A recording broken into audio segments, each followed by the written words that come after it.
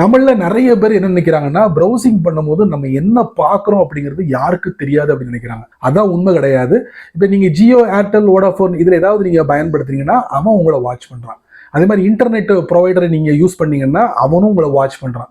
அதே மாதிரி நீங்க பொது வெளியில போயிட்டு ஃப்ரீ வைஃபையை பயன்படுத்தினீங்கன்னா அங்கேயும் உங்களுடைய செயல்பாடை வாட்ச் பண்றான். அப்ப அங்க பிரைவசி இல்லை. அந்த பிரைவசியை நம்ம மீட் எடுக்கணும். அதுக்கு நம்ம போனோட செட்டிங்ஸ்ல டிஎன்எஸ் இருக்கு. இது ஆட்டோமேட்டிக்கா இருக்கும். அதை நீங்க என்ன பண்ணலாம்னா என்கிரிப்டட் டிஎன்எஸ் மாத்திக்கலாம். நான் எதை வச்சு சொல்றேன்னா, இப்போ வாட்ஸ்அப்புக்குள்ள போனீங்கன்னா என்னெல்லாம் பாக்குறீங்களோ அதை யாராலையும் பிரேக் பண்ண முடியாது. ஈவன் அந்த கம்பெனியாலும் பிரேக் பண்ணி பார்க்க முடியாது. ஏன்னா அங்க எண்ட் டு எண்ட் என்கிரிப்ஷன் மோட செட் பண்ணி வச்சிருக்கான். ஸோ அதே ஃபார்முலாவை நம்ம போனோட செட்டிங்ஸ்லயும் என்கிரிப்டட் டிஎன்எஸ் நீங்க செட் பண்ணிக்கிட்டீங்கன்னா நீங்க விசிட் பண்ணக்கூடிய அந்த வெப்சைட் இருக்குல்ல, இந்த கம்பெனிக்கார எவனும் வாட்ச் பண்ண முடியாது. அப்போ உங்களுடைய பிரைவசியை அங்க மெயின்டைன் பண்ணலாம். சரி, இந்த டிஎன்எஸ் யாரு அப்படின்னு கேட்டீங்கன்னா, நமக்கும் நம்ம டிவைஸுக்கும் இடையில ஒரு மீடியேட்டரா செயல்படக்கூடியவன். இவன் தான் ஒரு போன் புக் மாதிரி. இப்போ நான் ஒரு வெப்சைட்டை நம்ம டைப் பண்றோம்னா அந்த வெப்சைட்டோட டீடைல்ஸ் அவன்கிட்ட இருக்கும். நம்பர் இருக்கும், பேர் இருக்கும். அதுல டிவைஸ்க்கு தேவையானது நம்பர் மட்டும்தான். அந்த நம்பரை டிஎன்எஸ் அந்த டிவைஸ்க்கு அனுப்பும். அந்த டிவைஸ்கார என்ன பண்ணுவான், சர்வருக்கு அனுப்புவான்.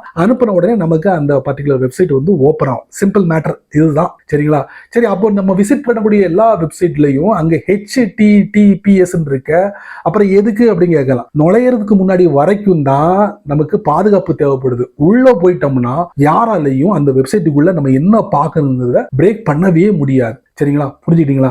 அப்ப அந்த டிஎன்எஸ் எங்க இருக்குன்னு தெரிஞ்சுக்கலாமா? வாங்க. போனோட செட்டிங்ஸ்குள்ள போவோம். அதுக்கப்புறம் கனெக்ஷன்ஸ்குள்ள போவோம். அதுக்கப்புறம் மோர் கனெக்ஷன் செட்டிங்ஸ். அதுக்கப்புறம் பிரைவேட் டிஎன்எஸ் அதுக்குள்ள போவோம். இது ஆட்டோமேட்டிக் இருக்கு. அதுக்கு பதிலா நீங்க private DNS provider host name அதை நீங்க சூஸ் பண்ணிட்டு இந்த கீழ் உள்ள அட்ரஸை நீங்க மாத்திக்கலாம். இந்த அட்ரஸ் ஆல்ரெடி டிஃபால்ட்டா இருக்கு. இது ஃபேமிலி ஓரியன்டட் அட்ரஸ். இது அதாவது குழந்தைங்க இப்போ நம்ம போனை யூஸ் பண்றாங்கன்னா சில தவறுதலான வெப்சைட் வரதுக்கு வாய்ப்புகள் இருக்கு. அந்த மாதிரி விஷயங்களை கண்ட்ரோல் பண்ணக்கூடிய ஒரு டிஎன்எஸ் ப்ரொவைடர். இதை நீங்க மாத்திட்டு இப்போ இன்டர்நெட்ல நிறைய கிடைக்குது. அந்த மாதிரி பாதுகாப்பான டிஎன்எஸ் ப்ரொவைடரை நீங்க இதுல ஆட் பண்ணிக்கலாம். சரிங்களா? இப்படி ஆட் பண்றது மூலியமா நிறைய விஷயங்களை தடுக்கலாம். உங்களுடைய பிரைவசியை நீங்க பாதுகாத்துக்கலாம். ஸோ சேவ் கொடுத்துடலாம். சேவ் கொடுத்துட்டு நீங்க வெளியே வந்துடலாம். இனி நீங்க என்ன விசிட் பண்றீங்களோ அது எல்லாமே பாதுகாப்பா இருக்கும். இந்த மாதிரி சின்ன சின்ன விஷயங்கள் நிறைய தெரிஞ்சுக்கணும் ஆசைப்பட்டீங்கன்னா வழக்கம் போல நம்ம சேனலை ஃபாலோ பண்ணுங்க.